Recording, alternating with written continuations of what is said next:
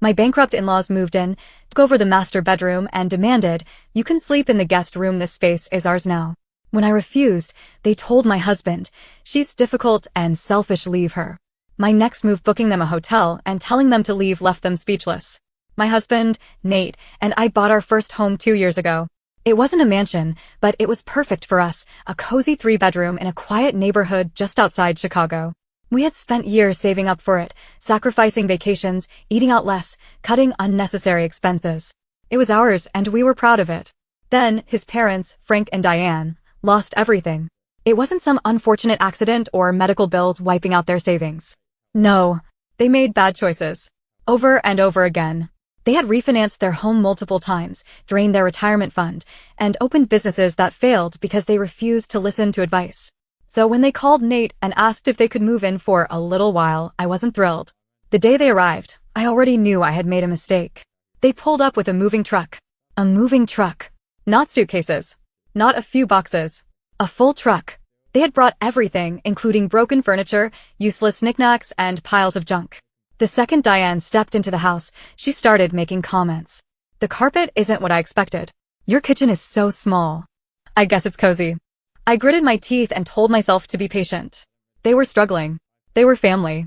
I could handle a little passive aggression. Then, things got worse. As we were unloading their things, Diane walked straight into our master bedroom, took one look around, and said, "This will work." I thought she was joking. I laughed and said, "No, the guest room is down the hall." She didn't laugh. She crossed her arms and said, "No, we need the master. We need more space, and our backs can't handle a small bed. You and Nate can take the guest room." I stared at her, waiting for her to say she was kidding. She wasn't. Frank walked in and nodded in agreement. "This room is perfect for us." I turned to Nate, expecting him to say something. But he looked uncomfortable, like he wanted to avoid conflict. I wasn't going to let this slide. "No," I said firmly. "This is our bedroom. You're guests in our home." Diane scoffed. "You're being selfish." Frank muttered, "Kids these days have no respect." I stood my ground. "You're welcome here, but you're staying in the guest room. That's the offer." They didn't like that answer. From that moment on, everything changed.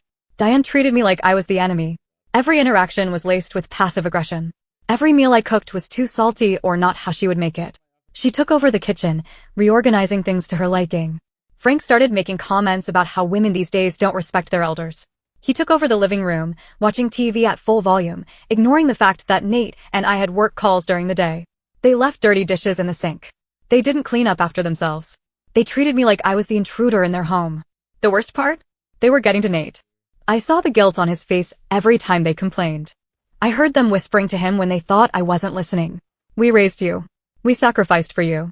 And she can't even let us be comfortable. She's so controlling. A good wife puts family first." I waited for him to shut them down. He didn't. Instead, he just said, "They're struggling, babe. Can't you just be a little more flexible?" I felt like I was losing my mind. Then, I overheard Diane on the phone with a friend. "Nate is so whipped. If he had married someone better, he wouldn't be struggling like this. We're going to push him to leave her. She's selfish. He deserves a wife who puts family first." I saw red. I had let them into my home. I had been patient. And now they were trying to break up my marriage? That was the last straw. I stood there, gripping the door frame, my heart pounding. They weren't just being difficult guests. They weren't just inconsiderate. They were actively trying to turn my husband against me. I took a deep breath and stepped into the room. "You really think I wouldn't hear that?" I said, my voice deadly calm. Diane jumped and spun around, phone still in her hand. Her face went pale for half a second before she recovered. "Oh, you're eavesdropping now? That's mature." I folded my arms. "You're in my house, Diane. If you want privacy, maybe don't plot to break up my marriage in the home I pay for." She scoffed, but I wasn't done. "You've been treating me like an outsider since you got here. You've ignored every boundary. You insult me in my own home. And now you're trying to manipulate my husband into leaving me." I took a step closer. "Tell me, Diane, do you actually think that's going to work?" Her lips pressed into a thin line, but she didn't say anything. That's when Frank chimed in. "You're overreacting." He was calm, dismissive, as if I were being unreasonable. "You've been difficult since we got here. You didn't even offer us the master bedroom. You don't treat us with respect." I laughed. It wasn't even a real laugh, just a sharp exhale of disbelief. "Respect?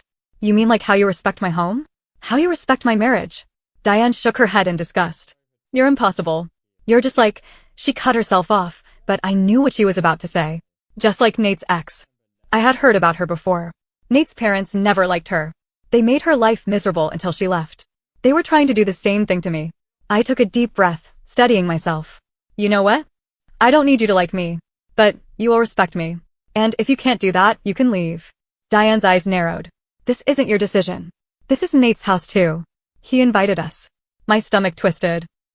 I knew she was trying to bait me, trying to make me doubt where I stood in my own marriage. I turned and walked away. We'll see about that. I found Nate in our bedroom, our actual bedroom, sitting on the edge of the bed, his head in his hands. He looked exhausted, torn. I heard he mumbled. Good. I shut the door behind me. So, what do you have to say? He sighed. No, I held up a hand. Don't tell me they're just struggling. Don't tell me they don't mean it. They mean every single word, Nate. They're trying to break us up. His jaw tightened, but he didn't argue. I pressed on. You do realize they did this to your ex, right? You've told me how they made her miserable. And you're letting them do it again.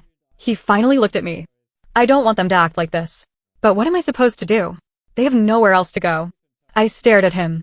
That's not our problem. They're my parents, he said weakly. And I'm your wife. Silence. You have to choose, Nate, I said, my voice quieter now. Because I'm done letting them disrespect me. I am done playing nice while they tear me down. Either they go or I do. He swallowed hard. You don't mean that. I didn't say anything. Because I absolutely did mean it. I didn't wait for Nate to make a choice. That night, while he was still sitting in stunned silence, I went to our home office and booked a hotel room for Frank and Diane. 2 weeks. Paid up front. Then I called a moving company. If I need to move out, I told myself I might as well be prepared. But the more I thought about it, the more I realized, why should I be the one to leave? So I changed my plan. The next morning, I woke up before everyone else and started packing their things. Not all of it, just enough for a few weeks.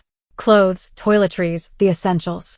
I neatly stacked their suitcases by the front door. When Diane finally walked into the kitchen, she froze. What is this? She demanded. I smiled. You're moving out. Diane's face turned bright red. Excuse me? Frank walked in, took one look at the suitcases, and let out a humorless laugh. You've got to be kidding me. I'm not. I handed them the hotel reservation. 2 weeks. Paid for. You can go pack the rest of your stuff later, but you're not staying here anymore. Diane's mouth opened and closed, like she couldn't believe what she was hearing. Then she turned to Nate. Are you going to let her do this? All eyes were on him. His face was pale. He looked at me, then at them. His parents. The people who had raised him. The people who had controlled him his whole life. And for the first time, I saw hesitation in their faces. Because maybe, just maybe, Nate wasn't as spineless as they thought. Diane tried one last time. If you let her do this, you're choosing her over us. Nate swallowed. Then he said, maybe it's time you found somewhere else to stay. Diane gasped. Frank's fists clenched. And me? I just stood there, watching it all unfold. Because I wasn't done yet. Diane's face twisted in fury. She clenched her fists like she was physically restraining herself from throwing something. You're choosing her over your own parents? She hissed at Nate. Frank shook his head. We raised you. We sacrificed everything for you, and this is how you repay us. I didn't say a word. I just crossed my arms and waited. Because this moment wasn't mine. This was Nate's. And he knew it. He took a deep breath, rubbing the back of his neck like he always did when he was stressed. Then he looked at them and said, You're not homeless. You have options. But you can't stay here anymore. Diane's mouth dropped open. Frank's eyes darkened. So that's it? You're abandoning your parents. I nearly laughed. Abandoning them? We'd taken them in. Given them a roof. Let them stay rent-free. And all they'd done was make my life miserable. But I didn't need to say any of that. Because Nate finally stood up for us. You don't get to guilt-trip me, he said, his voice firm now. You came into our home, disrespected my wife, treated her like an outsider, and now you expect us to keep bending over backward for you? No. I'm done. Diane's expression cracked. They got to you. She turned to me, her eyes burning with hatred. She got to you. I tilted my head. No, Diane. You did this. For a moment, she just stared at me. Then she let out a bitter laugh. Fine. You win. She grabbed her suitcase and stormed out the door. Frank followed, his face hard as stone. Don't come crying to us when your marriage falls apart, he muttered as he passed. Nate didn't even flinch. I watched as they got into their car and drove off. For the first time in weeks, the house was quiet. I thought that was the end of it. I was so wrong. The very next morning, I woke up to the sound of my phone buzzing. It was my neighbor, Lisa. "You need to come outside," she said. Her voice was tight, urgent. I threw on a robe and hurried out the door. And then I saw it. Frank and Diane were sitting in their car. In our driveway. They hadn't left. Lisa walked up to me, looking just as confused as I felt. "They've been here since last night. They never left. Just sat there." My stomach turned. I walked up to the driver's side window and knocked. "What are you doing?" Diane turned to me with a smug smile. "Oh, don't mind us," she said sweetly. "We're just thinking about what to do next." Frank leaned back in his seat, arms crossed. "You did kick us out with nowhere to go. Guess we'll just live in our car now." I knew what this was. It was a stunt. A manipulation tactic. They wanted Nate to feel guilty.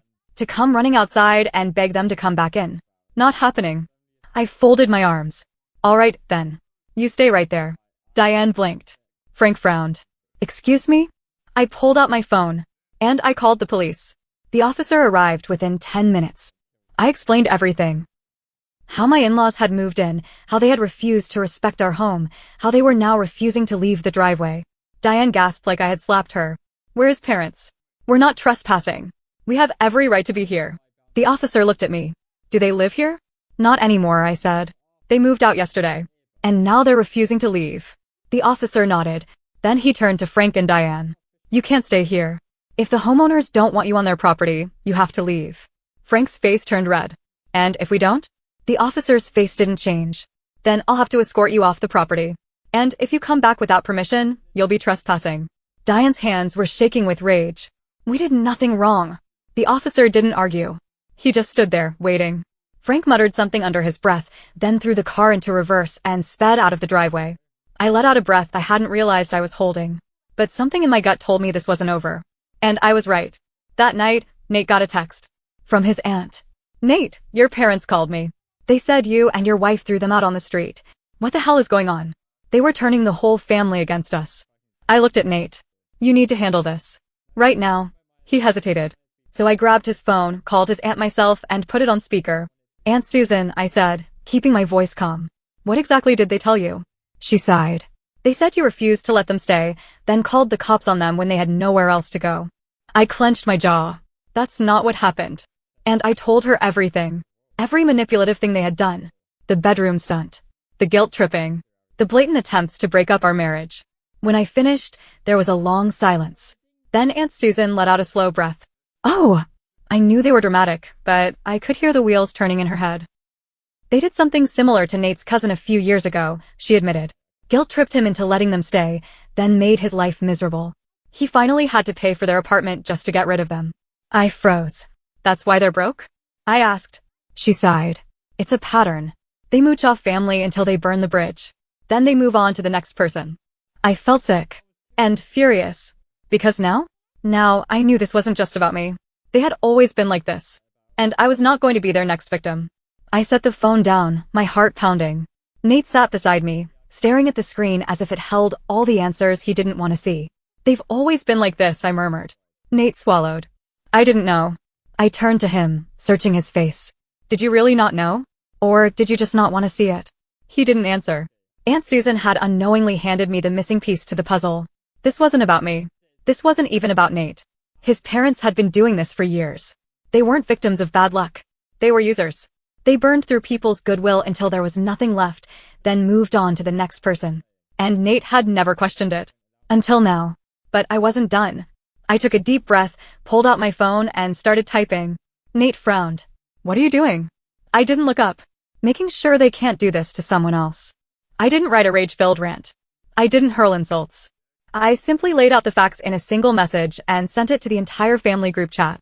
Since Frank and Diane have been telling everyone a very one-sided version of events, here's what actually happened. We took them in when they lost their house. We gave them a guest room, rent-free. They tried to take our master bedroom. They insulted me daily. They attempted to manipulate Nate into leaving me. When asked to leave, they staged a pity stunt in our driveway and refused to go. We had no choice but to call the police. They have a long history of using and discarding family. If anyone wants to offer them a place to stay, be warned. This is what you're signing up for. I pressed send. Nate let out a slow breath. "You're really putting them on blast like that?" I met his gaze. "They weren't going to stop, Nate. This was never about needing help. It was about control. And they lost control over you, So now they're trying to turn everyone else against us. His jaw clenched, but he didn't argue. Then the replies started rolling in. Cousins, uncles, family, friends. One by one, they chimed in. They did this to me too. They drained my mom's savings and disappeared. They guilt-tripped my brother into co-signing a loan, then defaulted. Story after story. Nate stared at the screen, reading the messages in stunned silence. Then, his phone buzzed. It was his parents. Incoming call. I raised an eyebrow. Are you going to answer? He hesitated. Then, with a quiet exhale, he put them on speaker. Hello? Diane's voice came through, shaking with fury. How dare you? I crossed my arms. Here we go. You humiliated us. Diane shrieked. You made us look like monsters. Frank's voice was lower, seething. After everything we did for you. Nate didn't react. He didn't yell. He didn't apologize. He just sat there quiet. Finally, he said, I want to ask you something. Diane was still fuming. We don't have time for no, Nate cut in. His voice was steady. Cold. I need to ask this. And I want you to be honest. Silence. Then, he asked, have you ever once taken responsibility for anything? Have you ever once admitted when you were wrong? The quiet stretched. Diane let out a short, humorless laugh. You've been talking to her too much. That's not an answer, Nate said. Frank's voice darkened. You think you're better than us now? No, Nate said, shaking his head. I think I finally see you. Another silence. Then Diane snapped. We're done with you. If you're choosing her over family, then you're dead to us. She hung up. And just like that, it was over. I expected Nate to break down. To regret it. To miss them. He didn't. He just sat there, staring at his phone, his expression unreadable. After a moment, I asked, are you okay? He let out a slow breath. I think I am. I nodded. For weeks, I had been fighting against people who refused to respect me. I had tried to reason with them, tried to set boundaries. And now, finally, it was over. Not in the way I expected. Not with an apology. Not with closure. Just silence. And honestly, that was fine with me. A few days passed. Then a week. Life slowly returned to normal. The house was peaceful. Nate and I went to therapy together. He admitted he had always known deep down that his parents were manipulative. But confronting that truth had been too hard. I thought if I just kept giving, they'd finally appreciate me, he confessed one night. But I don't think they can appreciate anyone. They only know how to take. I squeezed his hand. I'm proud of you. And I was. He had finally seen them for who they really were. And as for me, I had learned something too. Some people will never respect you. No matter how patient, kind, or forgiving you are. No matter how many chances you give them. At some point, you have to stop trying to fix things. At some point, you have to walk away. And that's exactly what we did.